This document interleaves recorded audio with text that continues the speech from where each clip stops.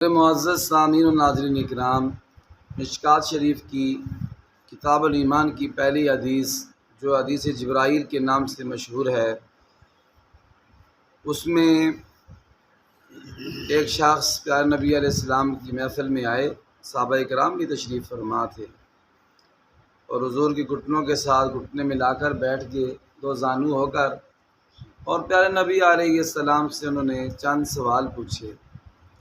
انہی سوالوں میں سے ایک سوال انہوں نے یہ پوچھا کہ آپ فاخبرنی عن الساعہ، مجھے قیامت کے بارے میں بتائیں کہ قیامت کب آئے گی۔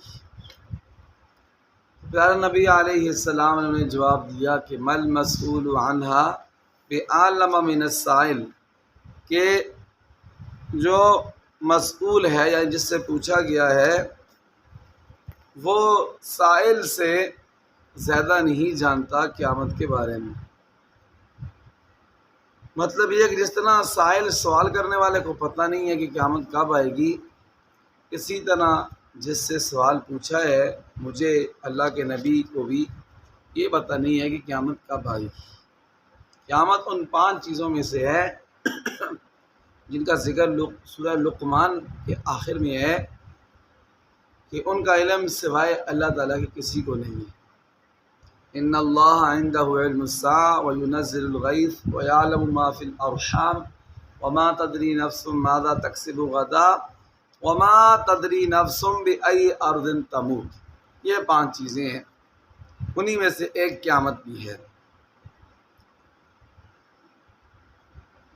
اب یہ ہے کہ اس حدیث پاک میں لفظ آیا ہے سا قیامت کو کہا جاتا ہے۔ ویسے لغت میں لغوی اعتبار سے الساعہ مطلقاً غیر معین زمانے کو کہتے ہیں، اور عرف عام میں عام اصطلاح میں آپ کو پتہ ہے دن رات میں 24 گھنٹے ہوتے ہیں۔ کتنے گھنٹے ہوتے ہیں؟ 24 گھنٹے ہوتے ہیں، اور ایک گھنٹے کو عربی میں الساعہ کہتے ہیں، 1 گھنٹے۔ اور اسی طرح وقت کو بھی کہتے ہیں کہ کسی سے پوچھا جائے جب کہ ابھی کیا ٹائم ہوا ہے تو عربی میں سے پوچھتے ہیں کم الساعۃ الآن، ابھی کتنا وقت ہوا ہے، یعنی ابھی کیا ٹائم ہوا ہے۔ اور یہاں پر جو حدیث پاک میں اس سے مراد قیامت ہے، اس لیے کہ قیامت بھی ایک گھڑی کا نام ہے، ایک وقت کا نام ہے، لیکن اب یہ نہیں پتہ ہے کہ وہ گھڑی وہ وقت وہ کب آئے گا، یہ نہیں پتہ۔ قیامت کی 3 قسمیں ہیں۔ کتنی قسمیں ہیں قیامت کی؟ 3 قسمیں ہیں۔ ایک ہے قیامت صغریٰ، دوسری ہے قیامت وسطیٰ، درمیانی قیامت، صغریٰ کا مطلب ہوتا ہے چھوٹی قیامت۔ دوسری قسم ہے قیامت وسطیٰ، درمیانی قیامت، اور تیسری قسم ہے قیامت کبریٰ، بڑی قیامت۔ سب سے پہلی قسم قیامت صغریٰ کسے کہتے ہیں؟ قیامت صغریٰ کہتے ہیں ہر آدمی کی ذاتی یا شخصی موت۔ جب بندے کی موت کا وقت آتا ہے تو گویا یہ اس کی ایک قسم کی قیامت صغریٰ ہے، چھوٹی قیامت ہے۔ حدیث پاک میں آتا ہے حضور نے فرمایا من مات فقد قامت قیامتہ، جو مر گیا اس کی قیامت قائم ہو گئی، یعنی اس کا وقت کیا ہو گیا ہے، دنیا کا وقت اس کا ختم ہو گیا، اور اس کا اگلا حساب کتاب کا وقت شروع ہو گیا۔ نمبر 2 قیامت وسطیٰ، درمیانی قیامت۔ درمیانی قیامت کہتے ہیں کہ ایک قرن، ایک زمانہ ختم ہو جائے، جیسے صحابہ کا زمانہ وہ ایک زمانہ ایک قرن کہلاتا ہے، وہ ختم ہو گیا تو ہم کہہ سکتے ہیں کہ قیامت قائم ہوگی۔ اس طرح اس کے بعد صحابہ کے بعد تابعین کا زمانہ، صحابہ کے بعد تابعین کا زمانہ، یعنی جنہوں نے صحابہ کو دیکھا ہے، ٹھیک ہے جی، تو ان کا جب وقت ختم ہو جائے تو ہم کہہ سکتے ہیں کہ جی قیامت قائم ہوگی، ایک قرن ختم ہو گیا ہے۔ جیسے کہ ایک حدیث پاک میں آتا ہے ہمارے پیارے نبی حضرت محمد مصطفیٰ صلی اللہ علیہ وسلم سے پوچھا گیا کہ قیامت کب قائم ہوگی۔ حضور کے سامنے ایک بچہ تھا، حضور نے فرمایا جب یہ بچہ بوڑھا ہو جائے گا تو قیامت قائم ہو جائے گی۔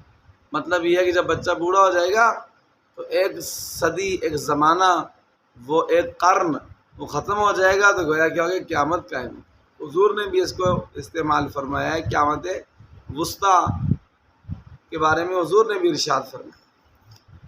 نمبر 3 اسے کہتے ہیں قیامت کبریٰ، بڑی قیامت، اس سے مراد وہ قیامت ہے کہ جس دن سارے کا سارا سب کچھ ختم ہو جائے۔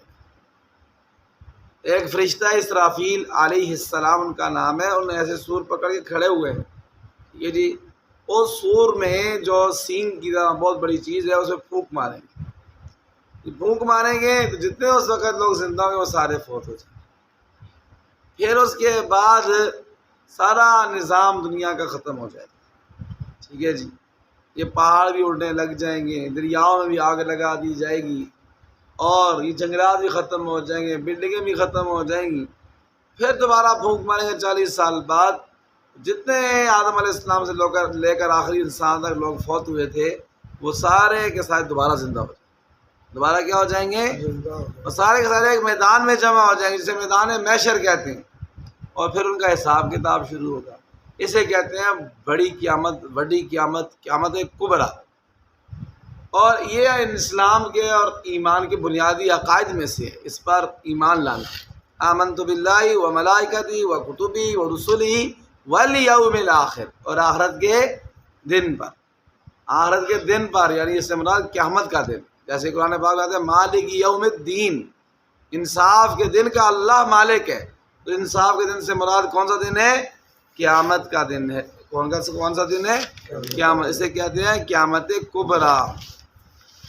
اب یہ ہے کہ بس ایک سوال یہ ہوتا ہے کہ دیکھیں یہاں پر فرشتے نے جب پوچھا نبی علیہ السلام سے، اس بندے جو انسانی شکل میں آیا پوچھا کہ بتائیں قیامت کب قائم ہوگی، حضور نے یہ نہیں فرمایا کہ مجھے پتہ نہیں ہے، یہ نہیں فرمایا کہ لا ادری مجھے نہیں پتا، یا لا عالم میں نہیں جانتا، بلکہ یہ جواب دیا کہ مل مسئول عنہا عالم من السائل، جو سوال کرنے والا ہے جس سے وہ سوال کر رہا ہے تو مسئول یعنی جس سے سوال کر رہا ہے یعنی میں نبی، وہ بھی سائل سے زیادہ جاننے والا نہیں، یعنی مطلب یہ ہے سائل اور مسئول دونوں برابر۔